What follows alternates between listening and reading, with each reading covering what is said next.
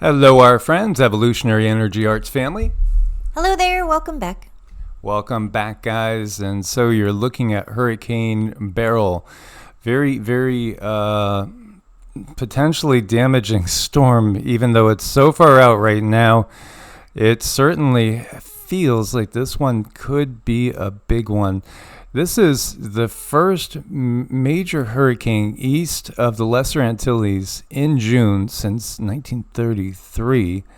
1933 was the year Hitler really was starting to consolidate power, so to speak. At least that's what the history books say. This person saying we'll probably not see another storm like Beryl in our lifetimes. Yeah, just hang on, because again, these are very interesting times, to say the least. We have this survey going over at Patreon, and so was curious to see what people are looking for, and it looks like more deep dives into how everything is hidden and twisted and distorted and is not necessarily accurate. That seems to be the number one thing. More hidden history, followed by, at this point in time, more energy work, Qigong, psychic abilities, because again, as we go into the Bronze Age deeper and deeper, it's going to become a much more magical world, and that is the reality. I think it's a time where we can be children again. We can start using our imaginations and really seriously create a whole new world that was taken away from us when we were young. It was replaced with something called, well, logically speaking, and the educational system, they taught us how to think. They taught us every step of the way how to think. And so many people miss out on so much because of that indoctrination. And I'm super happy to help undo that. Absolutely. You know, again, when everything is based on logic, reason, and facts, and then the facts turn out to not be necessarily factual, but sales instead of facts, then everything is based on sales and not based on facts. Then what do you have? If all you're really basing everything on is what, is logical, quote unquote, and yet the logic is a distortion of reality, then it's all an illusion. And this is exactly what we have in the apocalypse. This, which again means unveiling, and this is what it's calling for Beryl to be looking like and where 1 week from today. So if we look to July 7th, it looks like Beryl is going to be making a Texas landfall somewhere in between maybe Corpus Christi and Galveston. Of course, it's so far out now, that could change. But, it all depends on the steering factors. They always talk about steering factors. Of course, the high pressure systems in the area, the low pressure systems, the wind currents, etc., etc. Angels maybe playing on harp as well will have some effect on all this. And then again, angels just means messengers. Messengers of who is the question. Yes, indeed. Yeah, so it's a fascinating time. If you wanted to cause a lot of damage to the U.S. and just taking a alternate reality, conspiracy theory, I would think one of the biggest targets really would be Houston, as far as what could be achieved with a hurricane landing. Houston is, I believe it's the fourth largest city in the country, and it is a very, very economic powerhouse, let's say. It has a diverse economy going. This would be a place that could be targeted if you wanted to do devastation to a port in a warfare that was centered around the weather. So we'll keep our eyes open on that. Currently, you can see the location, CAT4.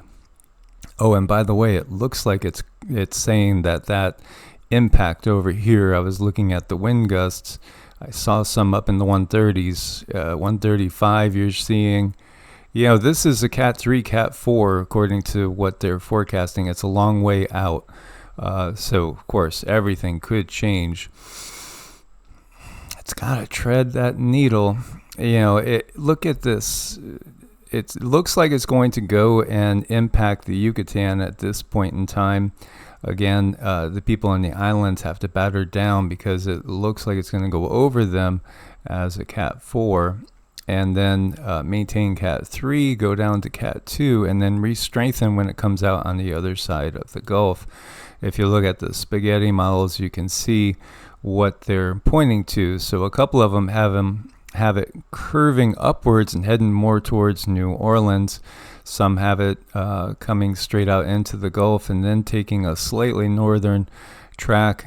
We'll have to wait and see. Again, a lot of people are suspicious in these times of the controlling the weather aspect, and a lot of people are awakening to that. As we've talked about so many times, you go back to Operation Popeye when they were able to literally flood out villages during the Vietnam War. That was so long ago. Think about the technology available now.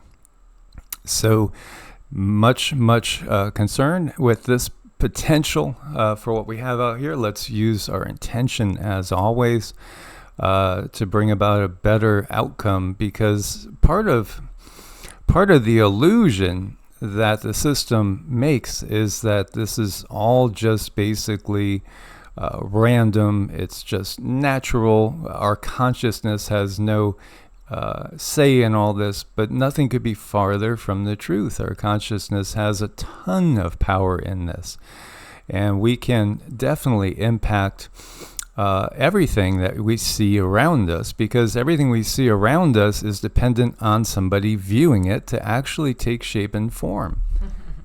There's just so much that should have been taught in grade school. You can go on and on and on about how we create our reality and how we are co-creators, and we can put out there that our highest and best intentions go along with this storm, and that people, if they are in the way and they need help, that they get help. I mean, we have these choices, these options.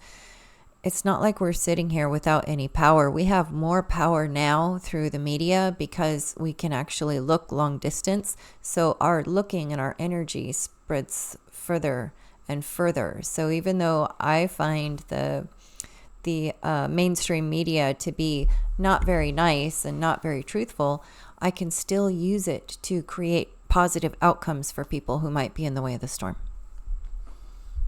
Absolutely.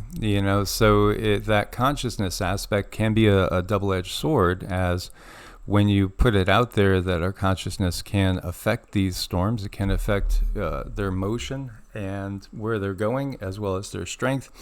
Then you understand when they tell us you're going to need to develop, or we have to develop a new scale because the storms are going to be stronger. Sure, they're kind of telling us they're going to turn up the control knob and strengthen things, and they're also counting on our expectations adding to that. Yet you run into, again, people that will say, then why do you call attention to it? Because if people are in the dark and they don't understand how the system utilizes our own consciousness to help strengthen its objectives and manifest those objectives, and we're in the dark. So you have to kind of shed light on it, put the spotlight on it, and say this is part of what they are doing in order to awaken enough. Because yes, reading comments on our videos is one thing, where we look and you see a lot of channels will say, well, only 50% of you guys are subscribed. With us, it's like 95% of you guys are subscribed, because you're the only ones that they'll let view this, because you're looking, for our content. So, what they have is they're trying to control the narrative, and they don't want people waking up, but yet the waking up is happening. It's happening big time, and yet there's so far to go, because unfortunately there's so many sleepwalking zombies that are absolutely clueless still, and that is more than half of the consciousness out there is still just wondering, what Beyonce's doing or Kanye West and et cetera, et cetera. And that's truly, truly a sad situation, as there's so much more to life than certainly everything we see going on in Hollywood and those industries. Because even look at Hollywood, Holywood.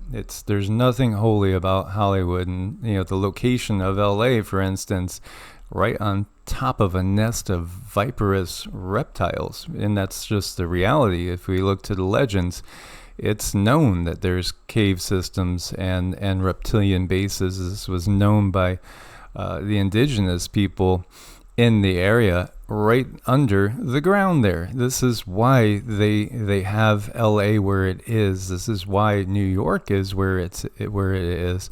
They are utilizing the energy to, again, control the narrative. And think about this: when we have so many birds now being culled with bird flu, the historic floods in the Midwest did severe damage to the farmland. So again, impacting the crops, impacting the food.